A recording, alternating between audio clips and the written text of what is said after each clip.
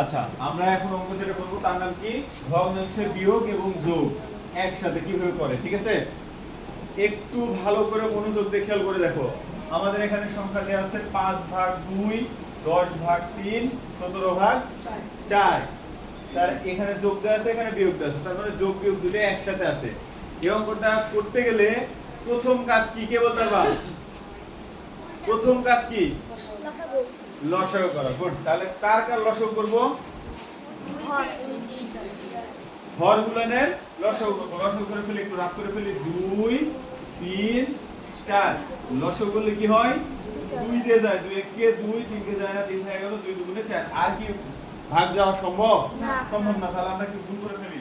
2 গুণ 3 গুণ 2। 3 গুণে 6, 6 গুণে 12। লসাগু কত পেলাম? 12 পেয়ে গেছি। লসাগু পেয়ে গেছি 12। এখন এই লসাগুটা কোথায় বসবে বলো তো? লসাগুটা কোথায় বসবে? নিচে কিভাবে বসবে? এভাবে ভাগ আকারে এইভাবে বসবে লসাগু। তারপরের কাজ কি কে বলতে পারবা? ঘর দিয়ে লসাগুকে ভাগ। ভাগ করো। ভাগ করলে কত হয়? 6 হয়। 6 দিয়ে লবের সাথে কি করব? 5 এর সাথে 5 গুণ 6। এই যোগ আছে, এই যোগটা এখানে দিয়ে দেব। আবার এই 3 দিয়ে 12 কে কি করব? কি করব? ভাগ করব। ভাগ করলে কত হয়? 4 যায়। এবার 10 এর সাথে কি হবে? গুণ। কি হবে? গুণ।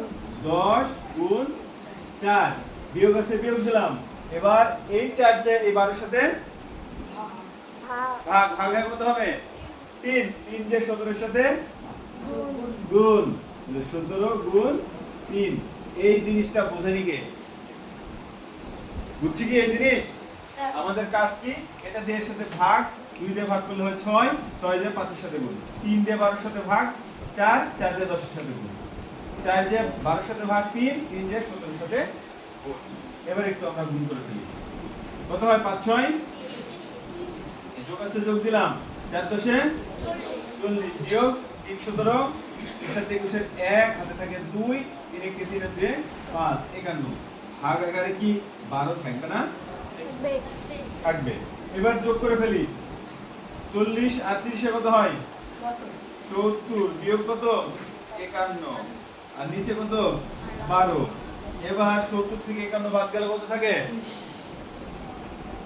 9 হাতে থাকে 1 6 1 19 থাকে। আর নিচে 12। এটাই হচ্ছে আমার উত্তর। এটাই হচ্ছে উত্তর। এখন যদি তোমাদেরকে করতে দেওয়া হয় করতে পারবা? ওকে, দেখি একটা করতে দিই।